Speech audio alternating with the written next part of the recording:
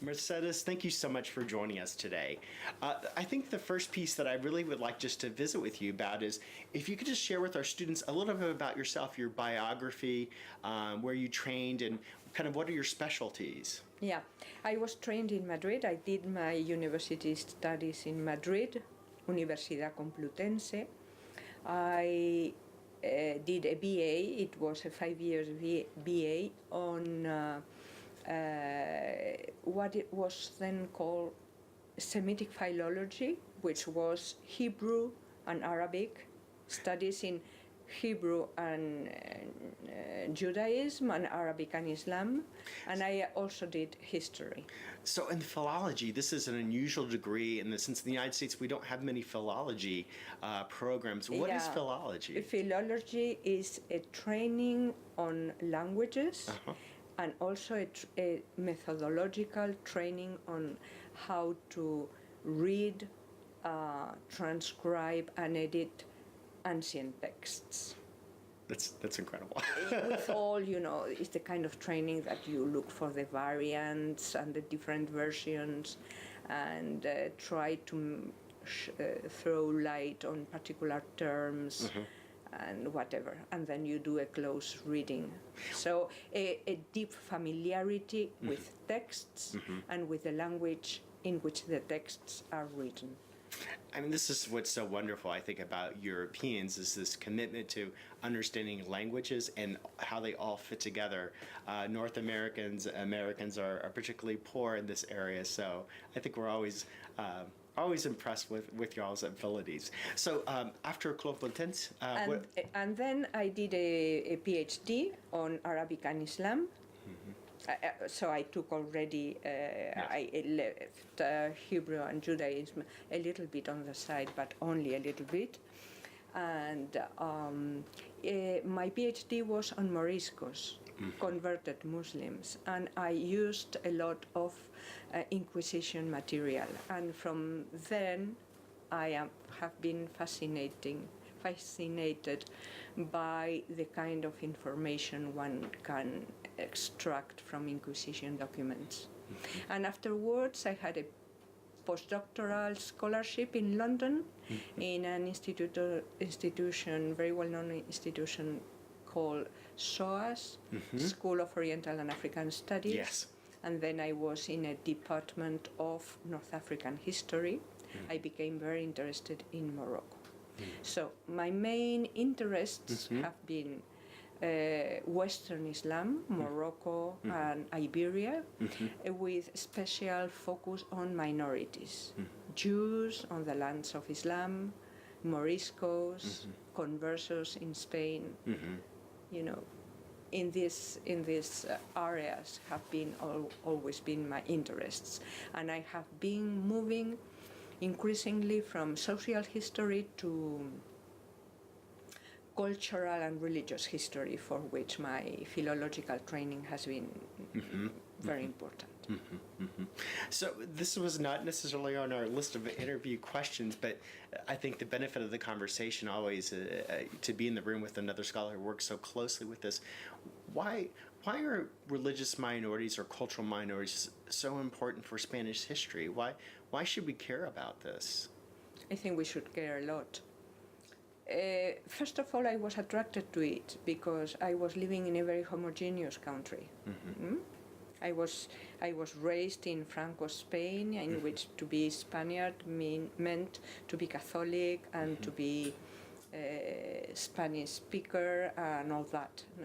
And I was very attracted to a part of our history, of Spanish history, in which multiplicity had been the norm, and why had this disappeared?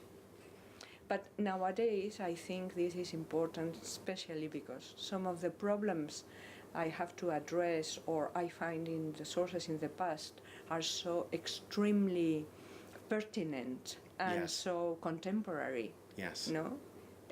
Some of the things that are happening in Europe nowadays Yes. with refugees, with Islam, with religious minority, with assimilation versus communities. All Yes. that was discussed in early modern Spain. Right. So I think it's really, really pertinent for reflecting on what is going on nowadays.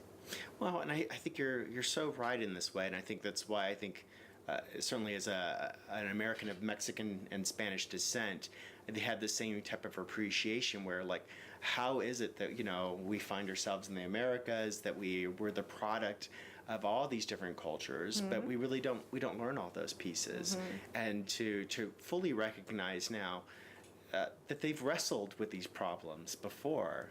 That there were 800 years of these efforts to kind of figure out what works, what doesn't work. Sometimes it's good, sometimes it's bad. Yes, and you see other forces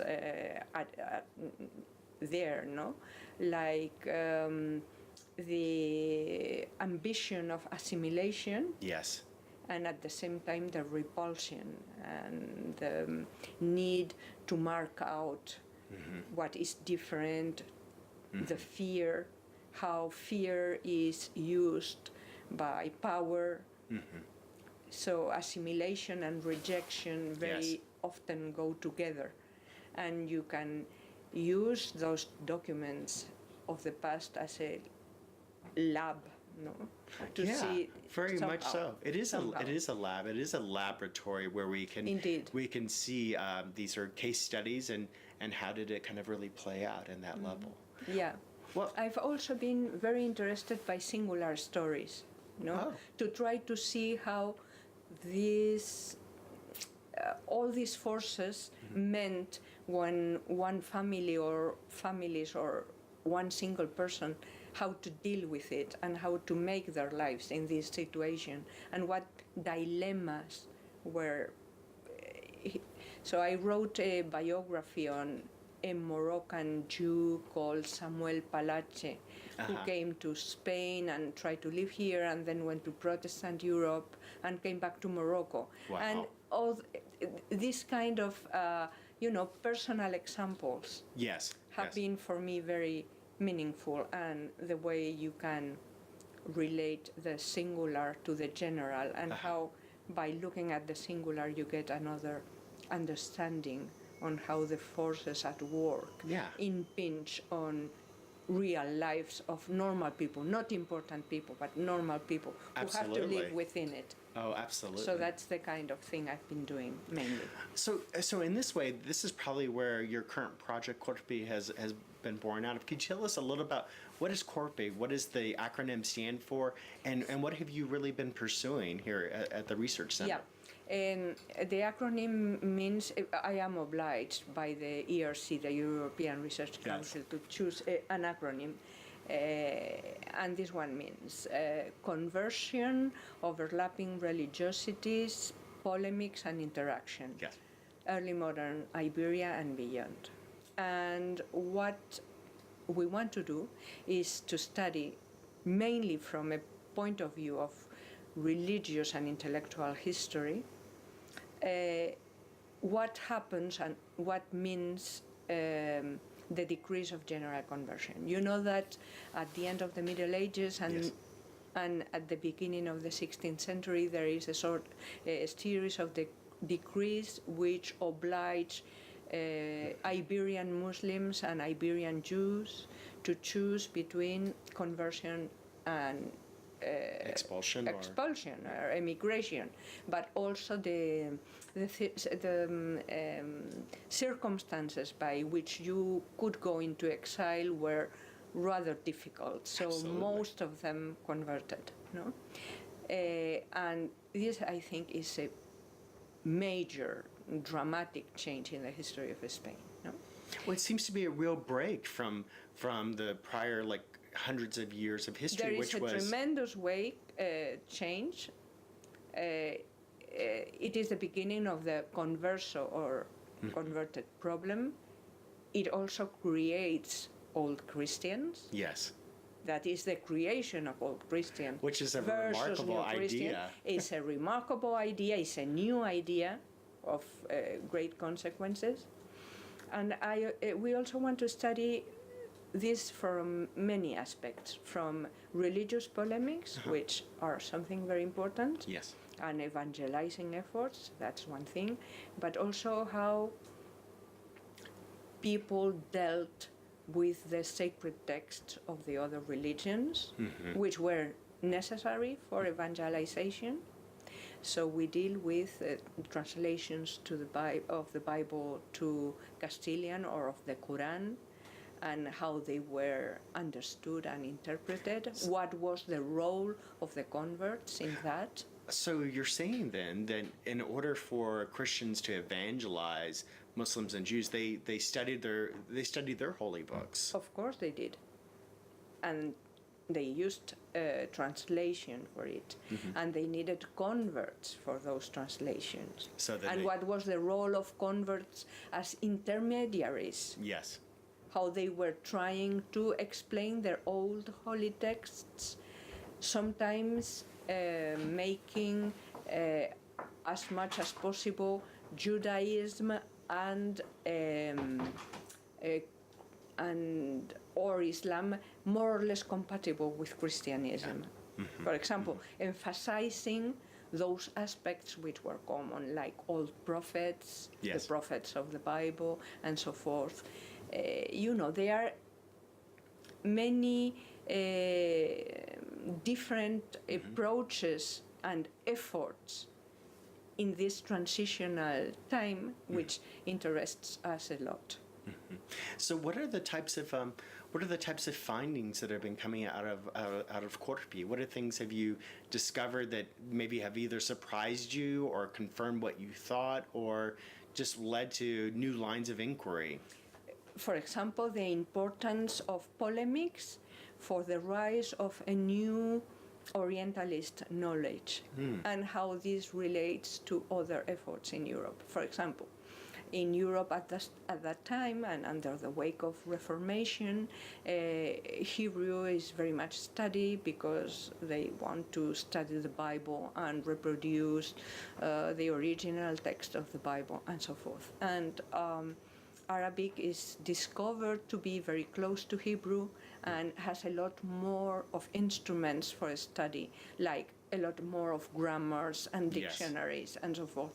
And they also thought maybe they were in Arabic some older versions of the Bible or other texts. Some of the efforts that are done in Spain for the translation of the Quran, for example, the translation of the Quran to a vernacular language. The first one was done in Spain and to Spanish in 1445, just a few years after the conquest of Constantinople. It was translated by a Muslim imam of the Muslim community of the northern town of Segovia, called Isa Guideli or Isa de Gebir, who translated it for an important ecclesiastical man, Juan de Segovia, who was a Spanish envoy in the Council of Basel, and who wanted it for knowledge. He was very interested in Islam. He thought Muslims could be converted, but that they should be converted, showing to them the points in common between Islam and Christianity. So there is let's say, a scientific knowledge being produced when the original idea is polemics. Right. When you get to know something deeply, or you get engaged in some type of knowledge, you are not anymore immune to it. Something gets incorporated. You get infused when you spend a long time struggling with such a text as the Quran. You start,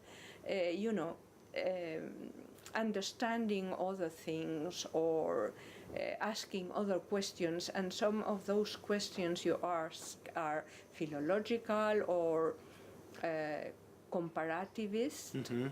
So the idea that religions should or could be compared is a very new one and very important one, and is still enhanced farther ahead because of America and the indigenous religions in America, and all that makes a big change Yes. in knowledge. Oh, That's absolutely. one aspect Wow. in which we are very interested.